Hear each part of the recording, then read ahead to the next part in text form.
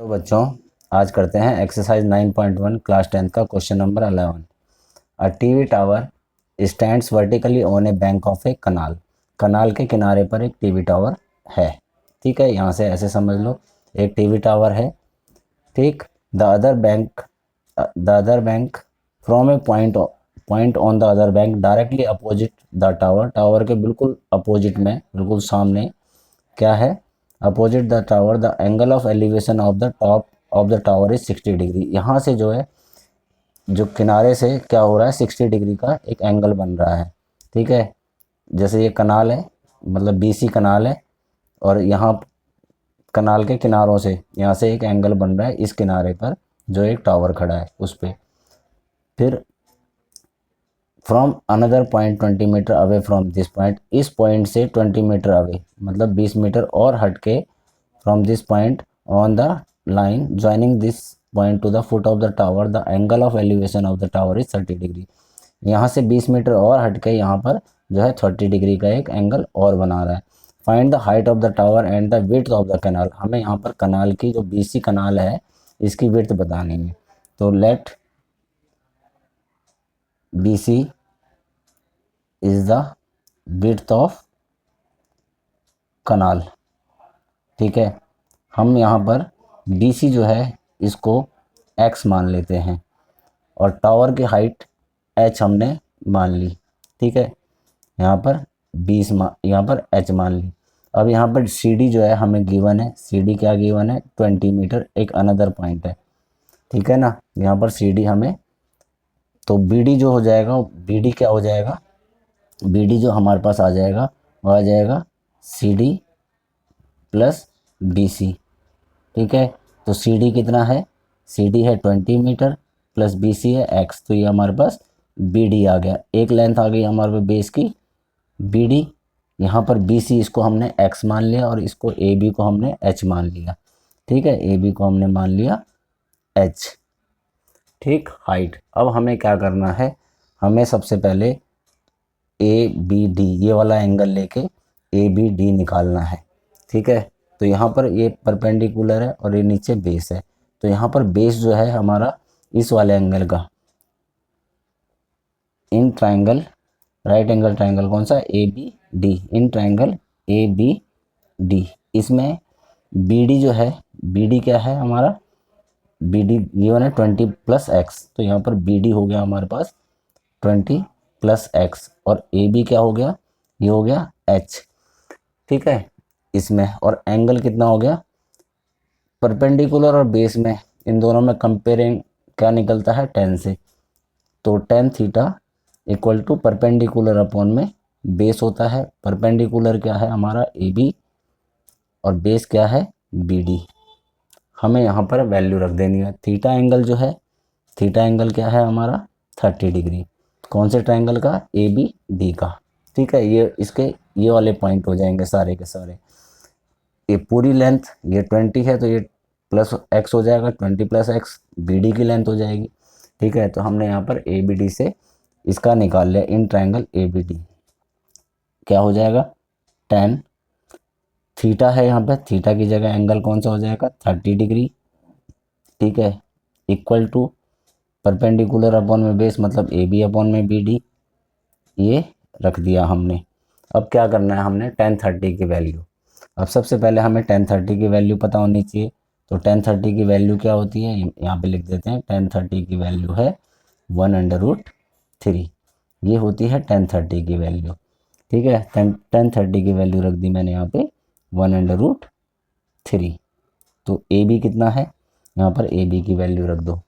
AB की value हो गई आपकी, ये AB है, हमने AB को h माना था, तो h यहाँ से ले लिया हमने, AB इक्वल टू h। ठीक है, ये वाला पॉइंट हमने ले लिया। और BD क्या है? BD ले लेंगे हम, BD क्या है? 20 प्लस x, 20 प्लस x। अब देखो क्या होगा, ये 20 प्लस x यहाँ मल्टीप्लाई होकर ये क्या हो जाएगा? 20 plus x √3 equal to h। ये आ गया हमारा हाइट AB, है ना? AB निकल गया हमारे पास 20 प्लस x। ये हम इसको फर्स्ट ले लेते हैं, थोड़ा सा जगह बनाते हैं। ठीक है, अब यहाँ पर देखो अगला कौन सा, ये वाला ट्रायंगल है ना हमारा बन रहा ए बी सी, है ना। यहाँ पे लिखेंगे in triangle A B C. A B C में देखो क्या है, परपेंडिकुलर अपॉन में बेस, तो क्या होगा जाए, ये एंगल कितना है 1060, तो यहाँ पर रख देंगे 1060 डिग्री इक्वल टू परपेंडिकुलर क्या है ए बी, है ना, बेस क्या है इसका बी सी। अब 1060 डिग्री की वैल्यू क्या होती है, यहाँ पर रख देते हैं 1060 डिग्री इक्वल टू √3। एंगल्स का जो है, एंगल का पता होना बहुत ज़रूरी है इस क्वेश्चन, इस चैप्टर के लिए। और एंगल ही सिर्फ 1060 की वैल्यू √3 हमने पुट कर दी यहाँ पर, ए बी जो है यहाँ पर h कर दिया और बी सी जो है x कर दिया। अब अगर मैं यहाँ पर मल्टीप्लाई कर दूंगा तो ये क्या हो जाएगा, √3x इक्वल टू h। ठीक है ना, ये देखो ये आ गया सेकंड। अब मैं h की जगह में √3x पुट कर दूंगा, है ना, तो यहाँ पे लिख देंगे put h equal to √3x in first. ठीक, अब पुट कर दिया h की जगह में √3x, तो ये हो गया 20 + x, √3 अपनी जगह पे है और इक्वल टू h की जगह में क्या रखना है, h की जगह में ये h है ना, h की जगह में √3x पुट कर दिया मैंने, तो यहाँ पर मैं √3x पुट कर दूंगा। अब √3 और √3 मल्टीप्लाई होकर क्या हो जाएंगे, 3x बन जाएगा। देखो ये हो जाएगा 20 + x और ये √3 यहाँ मल्टीप्लाई होकर क्या हो जाएगा, ये 3 हो जाएगा ना, √3 को √3 से मल्टीप्लाई करेंगे तो यहाँ पर ये x हो गया। ठीक है, अब देखो क्या है, ये x इधर जाएगा तो क्या हो जाएगा, देखो ये हो जाएगा 20 equal to 3x - x means 20 equal to 2x, और यहाँ पे नीचे आ जाएगा तो ये हो जाएगा 20 अपॉन में 2 इक्वल टू x, कट गया यहाँ पे 10, तो x की वैल्यू 10 आ गई। ठीक है, x की वैल्यू 10 आ गई, तो कनाल की तो निकल गई हमारी, है ना।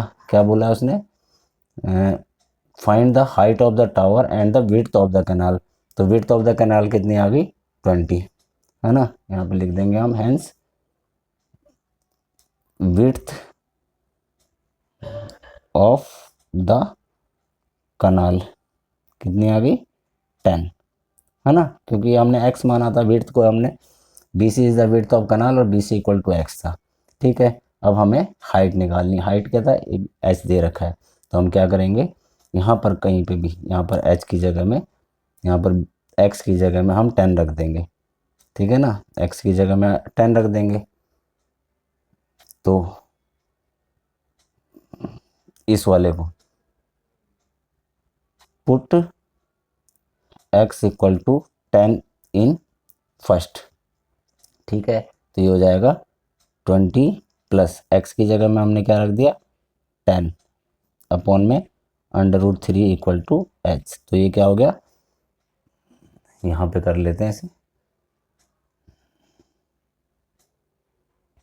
ये कैलकुलेशन रहेगी थोड़ी सी, 20 + 10 कितना हो गया 30 अपॉन में √3 इक्वल टू h, और इसे रैशनलाइज कर देंगे 30 √3 इंटू √3 अपॉन में √3 इक्वल टू h, तो ये हो जाएगा 30 √3 और √3 मल्टीप्लाई होकर 3 इक्वल टू h हो गया, है ना। इन दोनों को काट देंगे, यहाँ पर ये 10 आ जाएगा, तो 10 √3 इक्वल टू हाइट, तो हमारे पास आ गया हाइट जो है, ये आ गई हमारे पास टावर की।